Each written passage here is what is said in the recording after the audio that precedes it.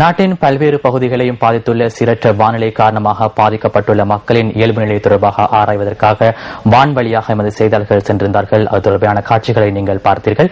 அதேபோன்று இன்று சிலாபம் நகரம் நீரில் மூழ்கியது. புத்தளம் மாவட்டத்தில் மாத்திரமின்றி நாட்டின் ஏனைய பகுதிகளிலும் மக்கள் பாதிக்கப்படும் நிலைமை தொடர்பாக ஆராய்வதற்காக எமது செய்தியாளர்கள் தரைவழியூடாகவும் இன்று சென்றிருந்தனர்.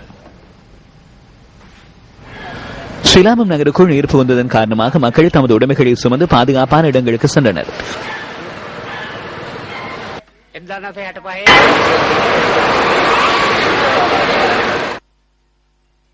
தெதுருவோயா பெருக்கெடுத்ததால் சிலாபம், புத்தளம் பிரதான வீதி உள்ளிட்ட பிரதேசத்தின் மேலும் பல பகுதிகள் நீரில் மூழ்கின.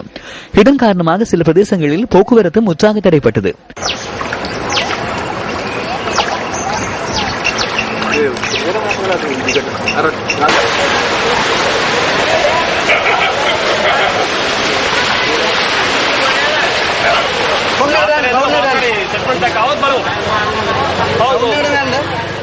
புத்தளம் கொழும்பு பிரதான வீதியில் பயணித்துக் கொண்டிருந்த பஸ் ஒன்று இதன்போது நீரில் அடித்து செல்லும் அபாயத்தை எதிர்கொள்ள நேரிட்டது.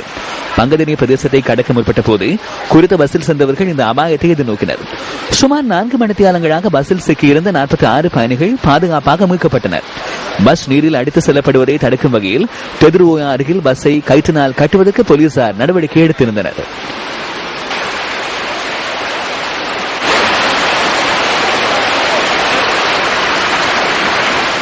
குறித்த பஸ் நீரில் அடித்து செல்லப்படுவதை தடுப்பதற்காக அங்கு சென்றிருந்த கடற்படையினரின் படகொன்றும் விபத்துக்குள்ளானது. படகில் இருந்த கடற்படை வீரர்கள் அருகில் இருந்த மரங்கள் மீது ஏறி தமது உயிர்களை பாதுகாத்துக் கொண்டனர்.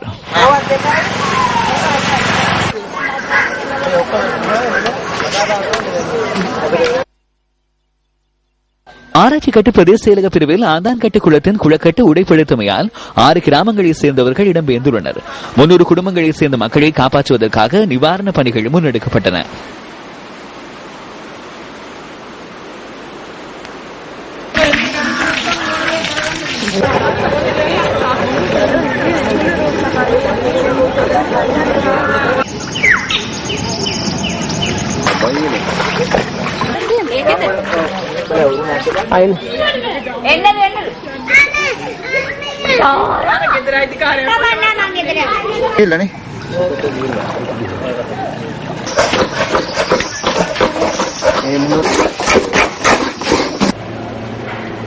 கடும் மழையினால் உடைப்பெடுக்கும் அபாயத்தை எதிர்நோக்கியுள்ள கொழும்பு குருநாகல் வீதியின் குருநாகல் போதனா வைத்தியசாலை அருகிலுள்ள இரும்பு பாலத்தை புனரமைக்கும் நடவடிக்கை நேற்றிரவு ஆரம்பமானது.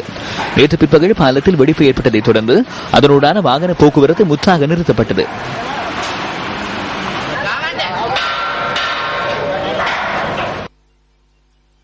நேற்று மாலை கொலமுனோயா பெருக்கெடுத்ததால் திவுலுவ பிரதேசத்தில் பாதிக்கப்பட்டிருந்த மக்களை காப்பாற்றுவதற்கு சொந்த நால்வர் நீரில் அடித்து செல்லப்பட்டுள்ளனர். இதில் 3 உயிர் தப்பியதுடன் ஒருவர் காணாமற் போயுள்ளதாக எமது செய்தியாளர் தெரிவித்தார். 19 வயதான WM கசுன் கீதாஞ்சன என்ற இளைஞரே நீரில் அடித்து செல்லப்பட்டுள்ளார்.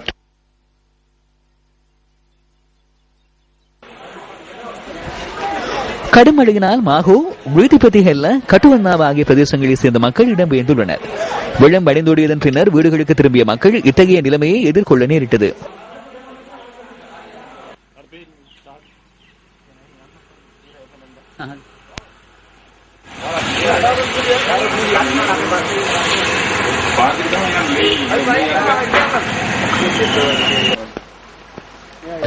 மீஓயா பெருக்கெடுத்தமையால் அம்பன்பொல, கொலுவில பொத்தான பிரதேசத்தை சேர்ந்த 20 குடும்பங்களை சேர்ந்தவர்கள் இடம்பெயர்ந்துள்ளதாக எமது செய்தியாளர் கூறுகிறார்.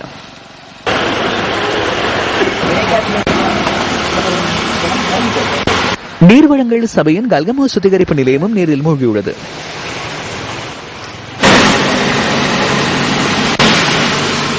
கடும் மழையினால் அம்பன் கொலவ நீர்த்தேக்கத்தின் நீர்மட்டம் உயர்வடைந்துள்ளதுடன் அதன் வான்கதவொன்றும் உடைப்படுத்துள்ளது. இது தொடர்பாக நீர்த்தேக்கத்தின் நீர்ப்பாசன பொறியியலாளரிடம் வினவிய போது மழையுடன் கூடிய வானிலை நீடித்தால் மேலதிக நீரை வெளியேற்றுவதில் சிரமம் ஏற்படலாம் என சுட்டிக்காட்டினார்.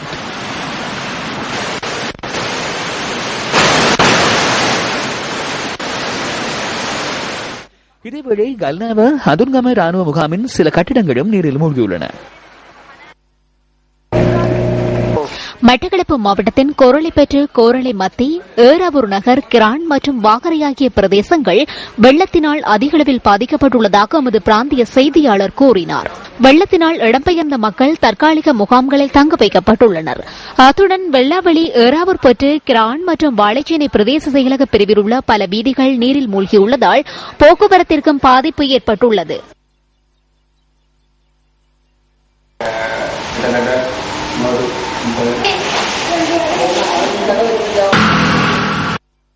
மட்டக்களப்பு மாவட்டத்தில் ஏற்பட்டுள்ள வெள்ளத்தை குறைக்கும் நோக்கில் மட்டக்களப்பு கல்லாறு பகுதிகளில் வாய்க்கால்கள் வெட்டப்பட்டுள்ளன.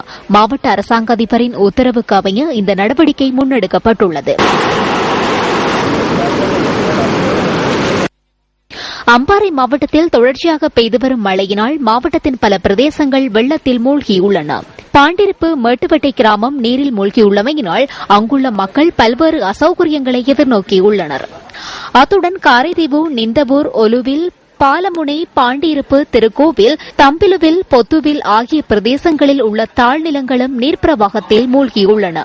கல்முனை அம்பாறை வீதியில் உள்ள மாவடிப்பள்ளி பாலம் தொடர்ந்தும் வெள்ளத்தில் மூழ்கியுள்ளதால் போக்குவரத்து நடவடிக்கைகளும் பாதிக்கப்பட்டுள்ளன. கல்முனை கிட்டங்கி வீதியுடனான போக்குவரத்தும் முற்றாக பாதிக்கப்பட்டுள்ளதாக எமது பிராந்திய செய்தியாளர் கூறினார். அம்பாறை மாவட்டத்தின் வயல் நிலங்கள் வெள்ள நீரில் மூழ்கியமையினால் அப்பகுதி விவசாயிகள் பாரிய அசௌகரியங்களை எதிர்நோக்கியுள்ளனர். இதேவேளை திருகோணமலை மாவட்டத்தில் தொடர்ந்தும் பெய்த கடும் மழையினால் தாழ்நில பகுதிகள் வெள்ளத்தில் மூழ்கியுள்ளன. அத்துடன் குடியிருப்புகளில் வெள்ளம் தேங்கியுள்ளதாக எமது பிராந்திய செய்தியாளர் கூறினார்.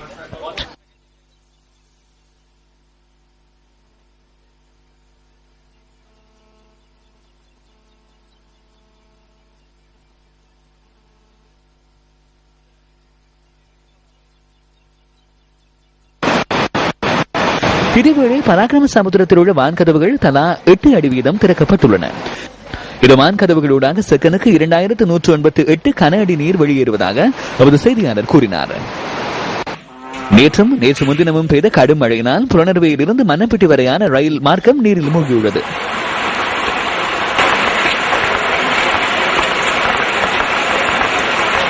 இந்த மார்க்கம் இதுவரை வழமைக்கு கொண்டுவரப்படாமையால் புலனறுவையிலிருந்து மட்டக்களப்பு வரையான ரயில் போக்குவரத்துக்கு தடை ஏற்பட்டுள்ளது.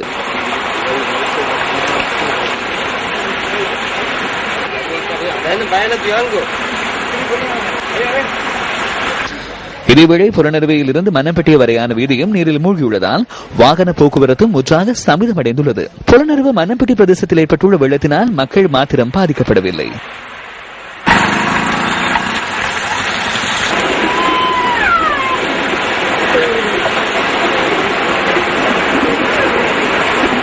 மழையுடன் வீசிய கடும் காற்றினால் அம்பாறை வடநாங்கல கரவான பகுதியில் சுமார் 1500 ஏக்கர் சோள செய்கை அழிவடைந்துள்ளது.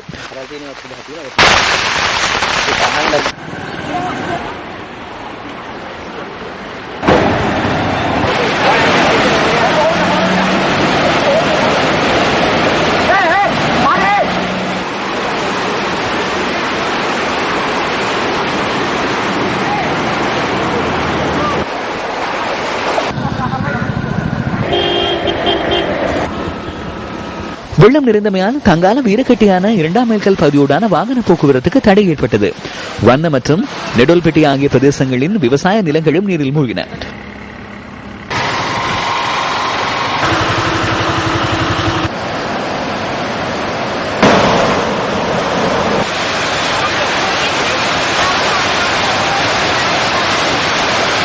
மாத்தலை, மடவல, ஆந்தா உள்பத்த வீதியில் உள்ள பாலம் ஒன்று முடைந்துள்ளது. இதனால் அந்த வீதியுடான போக்குவரத்தும் தடைப்பட்டுள்ளது. இந்த நிலையில் 10 கிராமங்களை சேர்ந்த மக்கள் மடவல பகுதிக்கு வர முடியாமல் சிரமத்தை எதிர்நோக்கினர்.